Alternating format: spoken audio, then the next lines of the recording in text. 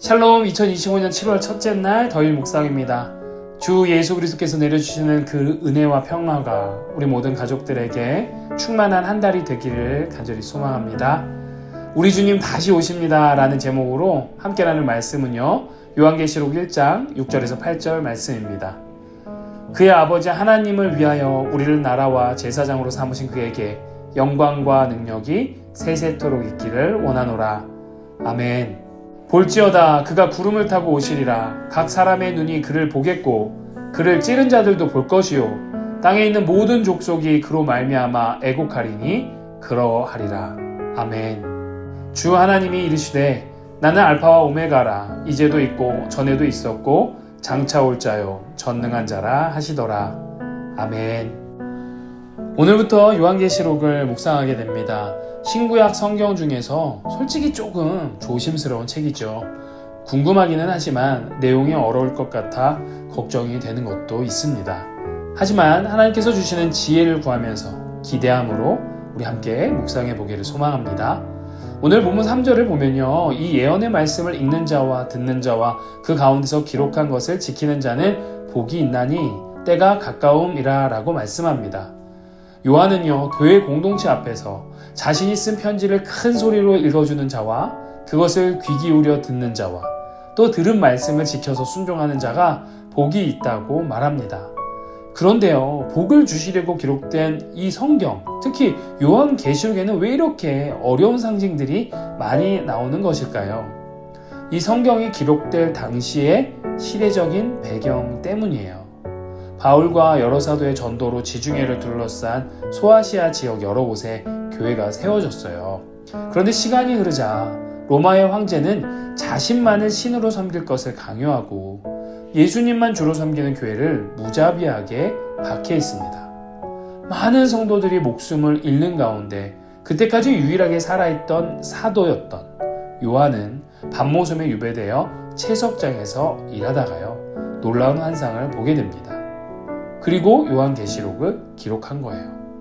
일반적인 서신서라면 편지를 보낸 사람과 편지를 받는 사람을 소개하고 나서 인사 정도 하면서 내용이 시작됐을 거예요. 그런데 요한은요, 1절에서 자신이 쓰는 글이 예수 그리스도의 계시라고 밝힙니다. 그리고 3절에서는 예언의 말씀이라고도 표현하죠. 요한이 아시아에 있는 7교회에 보내는 이 편지는 계시와 예언의 성격을 띠고 있기에 그 점을 주의하여 읽어야 한다는 뜻입니다. 계시라는 단어는요, 묵시라고도 번역하기도 하는데요, 어떤 덮개를 들추어내다 라는 뜻입니다.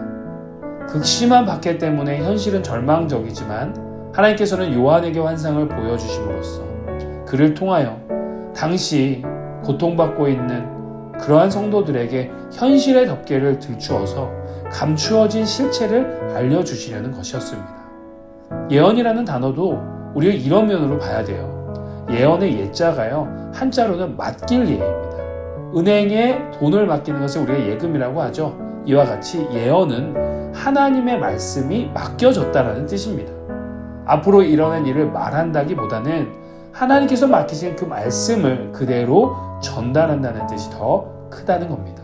그래서 1절부터 3절까지 예수 그리스도와 천사와 요한을 통해 숨겨진 진실들을 알려주시고 말씀을 듣게 하시고 용기를 얻어 두려움 없이 능력 있게 믿음을 지켜낸 성도들에게 복을 주시려는 하나님의 목적이 상징을 통해 나타나 있던 거였어요. 그들을 핍박하는 자들은 도저히 이해할 수는 없었겠지만 성령의 도우심으로 온전히 주를 사모하고 교회를 지키려는 그러한 순전한 성도들은 이해할 수 있었고요, 힘과 능력을 얻을 수 있었던 것입니다. 그리고 요한은 이어서 로마 황제의 권세가 아무리 대단해 보여도 현재와 과거와 미래의 왕은 하나님이시라고 당당하게 선포합니다. 로마 황제는 예수 그리스도를 믿는 믿음을 포기하지 않는다면 죽이겠다고 위협했겠지만 우리 진실된 성도들이 믿는 그 예수 그리스도께서는 이미 죽음을 이기신 분이라고 사도 요한은 다시 한번 일깨워 주는 거예요. 십자가에서 죽기까지 하나님의 뜻에 순종하셨고요, 하나님의 말씀만 증언하신 충성된 증인이신 예수 그리스도를 본받으라고 그렇게 본받자고 격려하고 있는 것입니다. 그리고 그 예수님께서 구름을 타고 다시 오실 것인데 모든 사람이 예수님을 볼 것이고 예수님을 찌른 자들도 보게 될 것이라고 말하는 거예요. 예수님을 십자가에 못 박은 사람들뿐만 아니라 예수님을 거부하고 저버린 사람들도 예수님을 찌른 자들입니다.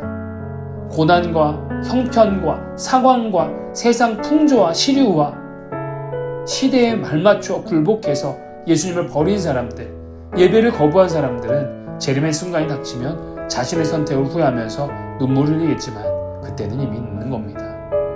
사랑하는 더열가족 여러분, 우리를 사랑하시는 하나님께서 예수 그리스도의 피로 사셔서 저와 여러분들을 나라와 제사장으로 삼으셨다고 오늘도 말씀합니다. 그리고 우리 반드시 예수님 다시 오실 터인데 그날 예수님 앞에서 슬퍼하는 자가 아니라 왕같은 제사장의 모습으로 서기 위해 어떻게 살아야 하는지 이번 요한계시록을 통해 깊이 묵상하고 우리의 삶을 다시금 돌아보며 결단하는 기회가 되기를 소망합니다. 아무쪼록 저는요, 오늘 주님을 찌르는 자가 아닌 주님을 사랑하는 자의 모습이 어떠한지 많이 고민해 보고 싶습니다. 그리고 복음으로 살기를 간절히 소망합니다. 샬롬.